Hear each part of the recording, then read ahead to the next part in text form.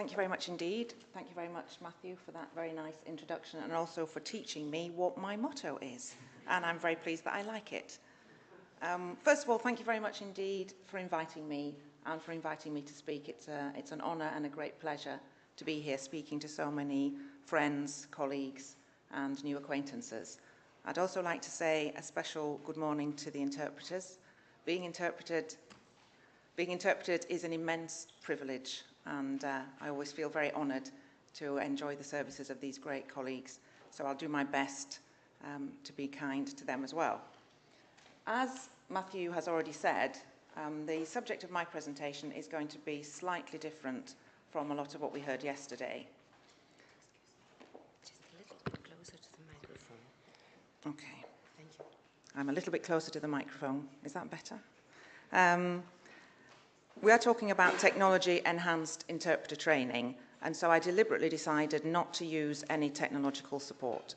I have no PowerPoint, I just have my piece of paper, and that was a very conscious choice, because despite being a huge fan of what technology can do to help us and to help the profession, we are, after all, talkers. So what is it that DG Interpretation and Conferences in the European Parliament is trying to do with this project that we're running? We, as Matthew said, are not trying to teach interpreting skills. We are looking at our staff group initially, our group of staff interpreters, and we have around 300 staff interpreters. And what we want to do is see how we can help them in their further training. We're not looking, as I said, at interpreting skills, but rather at their thematic and background knowledge. And we saw that in Killian's presentation yesterday. This is a key part of the skill set that interpreters need. It's not just the interpreting skills.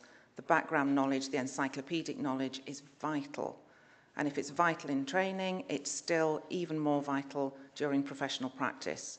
And for those of you who fondly hope that when you finish your studies, you are there, you're fully fledged, and you are now perfect, the bad news is there's an awful long way to go. You will never, ever stop learning. None of us ever stop learning. So what we decided to do was set up a pilot project, and we've called it Knowledge Profiles for Interpreters, KPI for short, because we thought that sounded quite modern and technological. And basically this project is a one-year project to take a group of willing and able participants and turn them into experts in a given policy field. And we looked at the 5 main policy streams of the European Union and chose economic policy as the one that we would go for first.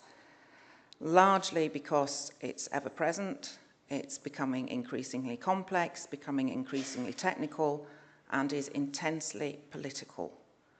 So that was why we chose economics as our first area. And what we're seeing over in general is that the work in the Parliament, whilst being political, is becoming increasingly technical. More and more of our meetings are technical, are jargon-filled, are terminology-filled. And our interpreters do not have a great deal of time. They have immense amounts of preparation work to do and not really the time to do everything that they want to do. So those were some of the constraints that we had. We also had to be very careful with the money that we have available for training. We are very lucky in the Parliament and in the DG that I work in that training is recognised as important and as a need. So we do get a lot of support for training, and we're very proud of being a learning organisation. So we were looking at all these different aspects, the increased technicality, the fact that we don't have unlimited time, the fact that economics and finance is becoming more and more complex and more important, and looked at how we could design a programme that would give our interpreters what they needed, and basically came up with 3 strands. We realised that we would need classroom face-to-face training. We would need help from trainers on very topical issues, things that are moving very quickly, that we would bring in the in-house expertise that we have. In the dreaded Economic and Monetary Affairs Committee, there's a huge amount of expertise. We decided we'd use those experts to help teach our interpreters. We also decided that we needed to have intensive training sessions. So we organised 2 summer schools. One in Frankfurt about a month ago, that was on financial markets, when our participants went and did a whole week on financial markets. And you can imagine the state they came home from that in. And as we speak, they are now in Paris at INTE doing a week on economic governance. And the text messages I've had from Paris are all very positive. The sun is shining, they're having fun. It's very French, but still good, is what I've heard from Paris. So those were the 2 face-to-face strands, but we also realised that we had to help these interpreters with the background, with the real basic economic knowledge. Some people, we realised, had quite a lot of background knowledge, some had very little. And so we decided to look at online resources of a way of helping them acquire that deep understanding of the background. What is economic governance? How do financial markets work? What's a balance sheet? You know, these some very basic questions as well as some more complex questions. And that's where we decided to turn to online resources to try to find that kind of information and ensure that we could deliver it in a useful way to our interpreters.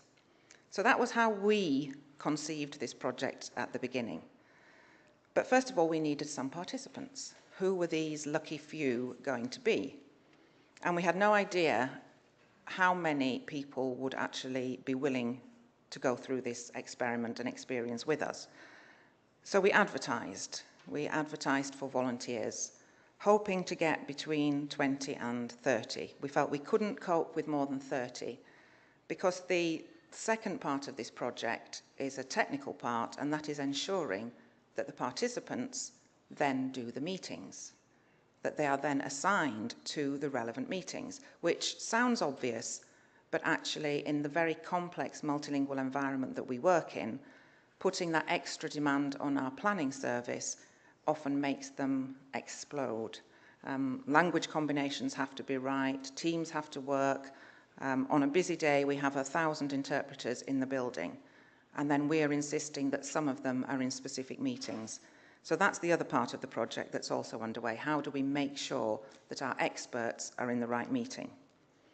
So we advertised for people who were willing to do this experiment, and we got, in the end, 16 willing people who said they wanted to do this project. We explained to them a little bit more about what it would involve, the time commitment it would involve, how much work we thought it would be, and then we had 14 participants. 2 of them dropped out fairly early on, which is good, because we did need a lot of commitment from our people. You might be interested in the kind of profile. We were very interested to see who would apply. Would it be the keen, young, new interpreters? That's, I think, actually what we were expecting. But no. All our participants, apart from 1, are over 40, and some quite a long way over 40. All of them have more than 10 years' experience as staff interpreters in the Parliament. So that's very interesting to see that that is the group that went for this challenge. I don't have to explain to anyone in this room what a MOOC is, but did have to explain to some of them what a MOOC was, which is also fine. And explain to them what the structure of the programme would be. And I think at the beginning, none of us really knew what this MOOC component would be, how we would use it, and what kind of scope it would take on. Because initially we said, we had lots of interviews with the participants, assessed the level of their knowledge, what they thought they knew about economics, where they thought they needed more training. And we started thinking we would let them do what they like. They can identify the courses that they think they need to follow, and we'll all in the end get to the same learning outcome. But fairly quickly we realised that that wasn't going to work. And in the end, what we did was come up with a curriculum. We went out and found the courses that we thought were the most appropriate. We checked the content, we checked the way they were delivered. We wanted certain things from these MOOCs. We wanted them to be flexible, because that's the great thing for us about using online resources, is that the interpreters can use them when it suits them. They don't have to be in a classroom at a certain time when maybe they're supposed to be interpreting somebody else. So we wanted that flexibility. We wanted them to be able to work when they wanted, where they wanted, and we absolutely wanted there to be a certificate delivered at the end, and I'll talk a little bit more about that later, but that turned out to be very important. So we set them off on their learning path. We gave them the list of MOOCs that they were to follow between now and November and what they should start then from November onwards. And as you can imagine, the start off was quite difficult. We had a lot of teething difficulties, a lot of people who felt too challenged, that working in the online environment was very new to them, getting used to the idea, and particularly feeling alone became clear as the major challenge. Many of them felt they were struggling with this on their own. So we then set up a kind of internal support structure. We have a lot of meetings with these 14 colleagues. We do breakfast meetings, we do lunchtime meetings where they can share their experience. Where are you in this course? How did you deal with that part of the course? I found it really difficult. And they help each other out. They share information, they share expertise. We have one colleague in particular who is very advanced, who's done a lot of economics in the past, has a degree in maths. He's turned out to be an absolute treasure in this whole program. He did a paper on standard deviation, which he shared with all the others, explaining what it is. And this kind of collaboration is now working incredibly well. And the breakfast meetings with our KPI participants are inspirational now. I absolutely love going there because they're so motivated and so excited about what they're doing and what they're learning that it's an absolute pleasure to be with them. And I come away thinking, after all, going to work isn't that bad. So that collaboration and that support, I think, is one of the keys to making this kind of learning work. And it does demand a lot of resources from us, but now the group is starting to do it itself. It doesn't really need as much intervention from the outside anymore. Using MOOCs, we're seeing lots of advantages. We get world-class experts delivering the training, and that's fantastic. We do get the flexibility. We do get value for money. The certificates we pay for, but the certificates tend to cost approximately $49 each, so the cost is not high.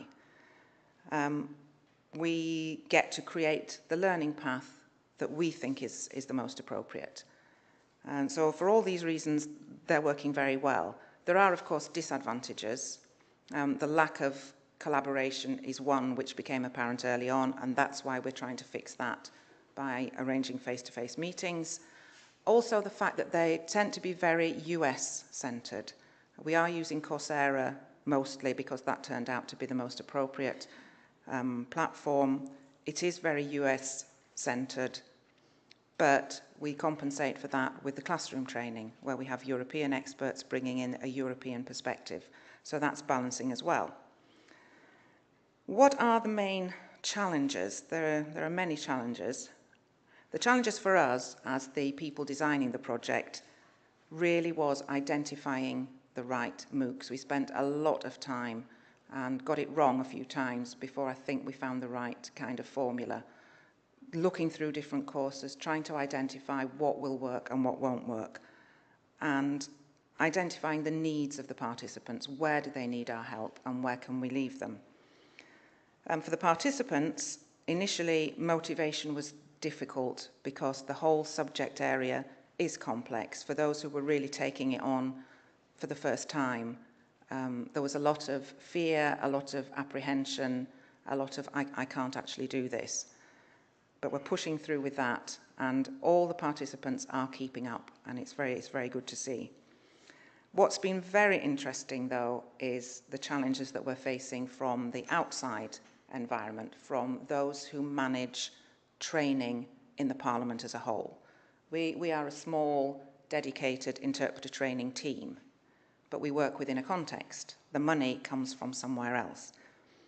And before we started the project, I read some research about the use of MOOCs in companies. And it said that one of the biggest resistors will be the corporate learning department. And I didn't believe it. I read it and didn't believe it. In fact, that has been absolutely true for us. Our professional training unit, which runs training for the whole Parliament, has been incredibly resistant to this development. They are suspicious of it. They don't really like it. They don't know how to pay. We have spent weeks trying to organise the reimbursement of the $49 for the certificates for these colleagues. There isn't a procedure. And how do we account for it? And how do we know that they've really done the work? Which is why we've insisted on the certification at the end, because that proves they've done the work. We've seen this kind of resistance from the management, even within the DG. Just because you've told them to do this course, how do you know they're actually spending the time on it? Again, we have the certificates to show that they've completed the work that they're doing. And I asked one of the participants just before I came what the major challenge had been for him. And that was the thing that he said straight away. He said it was getting reimbursed. So that really has been a major issue and a very interesting process to see. But we know we are determined and we are keeping on, and eventually, by the end of the project, we will have a procedure for repaying, and hopefully it will be the start of a whole new process of learning. We also need to demonstrate return on investment, because despite what people think, the European Union does not have coffers of gold which it can throw around liberally. We have to account for everything that we do. We have to show that we're spending the money wisely. And this is one of the reasons why I was so pleased to be able to come to this conference, because I want you to help me with this. How do we assess the impact of learning? How do we assess the impact of online learning? And I am looking at Svetlana, and I will be here until 6 o'clock hoping that you give me the answer. Or at least how do we start approaching this? We've got ideas about how to measure the impact of this particular kind of learning. We already have a lot of qualitative data from the participants themselves. We know that they like it, which is already a good thing. We know that it's increased their motivation, which was one of the objectives that we set ourselves at the beginning. We know that because they tell us. Is the quality of their output improving? Because obviously that's the bottom line. Can we increase the quality? That is really difficult to assess. First of all, because what's the baseline? We know that their colleagues are talking about them, and that their colleagues, in a way, are starting to be a little bit afraid of them because they're getting better. So that we're already hearing sort of anecdotal evidence that they are becoming quite well known for knowing what they're talking about. We're also hearing from their managers that they can tell that they're doing training because they sound better.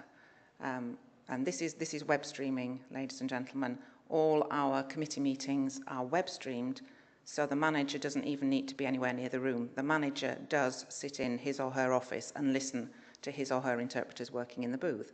But they're starting to tell us that they can tell that something has happened.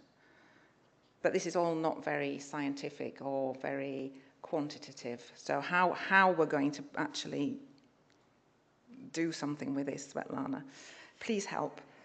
We also have the appraisal process. Maybe we can get something from that. We have done customer satisfaction surveys. That would give us some really nice quantitative data in theory.